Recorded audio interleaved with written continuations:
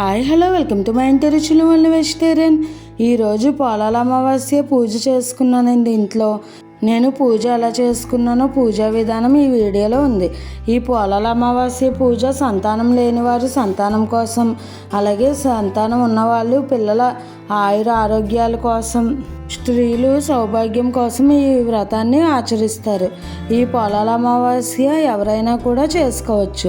ఇప్పుడు ముందుగా ఈ పోలాల అమావాస్య కోసం ప్రసాదాన్ని ప్రిపేర్ చేసుకుందాం. ఈ ప్రసాదం కూడా ఒక్కొక్కరికి ఒక్కొక్క ఆనమై ఉంటుంది. మాకు అయితే తోప, ఈ ప్రసాదం తోప అంటారు దీనిని ప్రసాదంగా నైవేద్యంగా చేస్తారు. ఒక్కొక్కళ్ళు పాల తాలికలు, అలాగా ఎవరి ఆచారాన్ని బట్టి వాళ్ళు చేస్తూ ఉంటారు. ఇప్పుడు ముందుగా ఈ తోపని ఎలా ప్రిపేర్ చేసుకుందామో చూద్దాం. ముందుగా గిన్నెలో పాలు పోసుకుని స్టవ్ పై పెట్టుకుని ఈ పాలను మరిగించుకోవాలి. నేను ఒక 1/2 లీటర్ వరకు ఆవు పాలను తీసుకున్నాను. ఆవు పాలు అవైలబుల్గా ఉంటే వాటితో చేసుకుంటే చాలా మంచిది. లేని వాళ్ళు మీకు ఉండే పాలను బట్టి చేసుకోవచ్చు. ఇప్పుడు పాలు మరిగేలోపు ముందు రోజు రాత్రి బియ్యాన్ని నానబెట్టుకుని ఉంచుకోవాలి. తర్వాత ఇలా కొద్దిగా వాటర్ వేసుకుని మెత్తని పేస్ట్ లాగా చేసుకోవాలి. ఈ ప్రాసెస్ కూడా ఒక్కొక్కరు ఒక్కొక్కలాగా చేస్తారు. నేనైతే సింపుల్ ప్రాసెస్తో ఇలా చేస్తాను. ఒక 1/2 లీటర్ పాలకి మనకు ఒక 50 గ్రామ్స్ వరకు బియ్యాన్ని తీసుకుంటే సరిపోతుంది. ఈ బియ్యాన్ని ముందు రోజు రాత్రి నానబెట్టుకుని శుభ్రంగా కడిగి ఇలా మిక్సీ పట్టుకుని ఉంచుకోవాలి. ఈలోపు మనకు పాలు కూడా మరుగుతున్నాయి. చూసారు కదా, పాలు ఇలా మరిగిన తర్వాత మనం మీడియం ఫ్లేము లేదంటే సిమ్లో పెట్టేసుకుని మనం ఈ మిక్సీ పట్టుకున్న ఈ వరిపిండిని వేసుకుని కలుపుకుంటూ ఉండలేమీ లేకుండా చూసుకోవాలి. జాగ్రత్తగా మిక్స్ చేసుకోవాలి. ఈ పిండి ఒక్కొక్కసారి ఉండలు కట్టేస్తుంది. ఒకవేళ మీకు ఈ ప్రాసెస్ కష్టంగా అనిపిస్తే కనుక ముందుగానే పాలల్లో మనం ఈ పిండిని వేసుకుని మిక్స్ చేసుకుని స్టవ్ పై పెట్టుకుని కలుపుకుంటూ ఉన్నా కూడా సరిపోతుంది.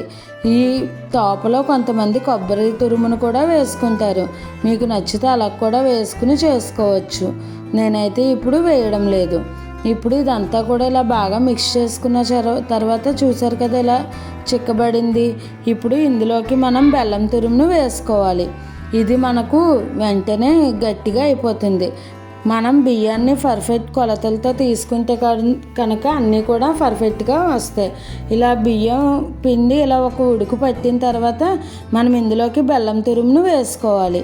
50 గ్రాముల బియ్యం, 1/2 లీటర్ పాలు, అలాగే 125 గ్రామ్స్ వరకు బెల్లం అయితే కనుక పర్ఫెక్ట్గా సరిపోతుంది. స్వీట్నెస్ అదంతా కూడా బెల్లం ఇలా తురుముకుని వేసుకుంటే కనుక మనకు త్వరగా కరిగిపోయి ఫాస్ట్గా మనకు తోపు రెడీ అయిపోతుంది. ఇలా బెల్లం వేసిన తర్వాత ఒక ఉడుకు వచ్చిన తర్వాత స్టవ్ ఆపేసుకుంటే సరిపోతుంది. అంతేనండి, మనకు ప్రసాదంగా తోపు రెడీ అయిపోయింది. ఇలా ప్రసాదం చేసుకుని పోలాల అమావాస్య పూజకి ఇలా ప్రసాదం నైవేద్యంగా పెట్టుకోవాలి. చూసారు కదా, ఇలా ప్రిపేర్ చేసుకుని ఈ తోప చాలా బాగుంటుందండి తినడానికి. నోట్లో వేసుకుంటే కరిగిపోతుంది. ఇప్పుడు పూజకి అంతా కూడా సిద్ధం చేసుకోవాలి. ఈ పోలాల అమావాస్య మనం కంద మొక్కకి పూజ చేస్తాం. కంద మొక్క తీసుకున్నప్పుడు పక్కన పిలక కూడా ఉండేలాగా చూసుకుని తీసుకోవాలి. ఇలా మనం శుభ్రంగా దీనిని పసుపు రాసి వరిపిండితో కుంకుమతో బొట్లు పెట్టుకుని రెడీ చేసుకోవాలి.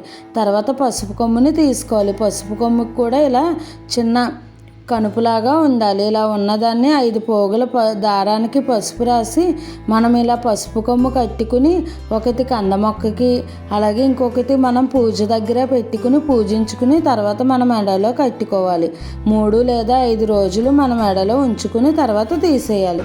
ఇప్పుడు ఇలా చలివిడి, వడపప్పు, పానకం, కొబ్బరికాయ, అట్టిపళ్ళు, అలాగే మనం ముందుగా చేసుకున్న ఈ తోప ప్రసాదాన్ని కూడా అన్నీ ఇక్కడ పూజ దగ్గర ఉంచుకుని పూజను ప్రారంభించాలి. ముందుగా 3 ఒత్తులు దీపారాధన కుందులో వేసుకుని అప్పుడు దీపారాధన చేసి ఇలా పూజను అంతా చేసుకుని తర్వాత పోలేరమ్మ తల్లి అష్టోత్తర శతనామావళి చదువుకుని పువ్వులు లేదంటే అక్షంతలు దేనితోనైనా కూడా ఇలా పూజ చేసుకోవాలి. ఈ విధంగా పూజ చేసుకుని తర్వాత ప్రసాదం నైవేద్యంగా పెట్టి హారతి ఇచ్చి తర్వాత పోలేరమ్మ కథ అని ఉంటుంది, స్త్రీల వత కథల పుస్తకంలో ఉంటుంది. ఆ పోలేరు అమావాస్య కథ చదువుకుని మనం అక్షంతలు కొంచెం దేవుడి పైన, మన పైన, తర్వాత ఇంట్లో వాళ్ళందరూ కూడా వేసుకుంటే మంచిది. పిల్లల పైన కూడా ఈ అక్షంతలను వేయాలి. ఇలా తర్వాత మనం ఆవు పాలతో ఇలా మనం ఈ కంద మొక్క దగ్గర ఉన్న మట్టి పైన ఇలా ఆవు పాలు పోస్తూ వేలితో రుద్దుతూ పోలేరమ్మ తల్లి వెండి బంగారంతో నీళ్ళకి ఉచ్చాపీతులతో మా ఇల్లు అలకాలి అని అనుకుంటూ 3 సార్లు అలా అనుకుంటూ ఈ వేలని మన పట్టు మీద రాసుకుని నమస్కరించుకోవాలి.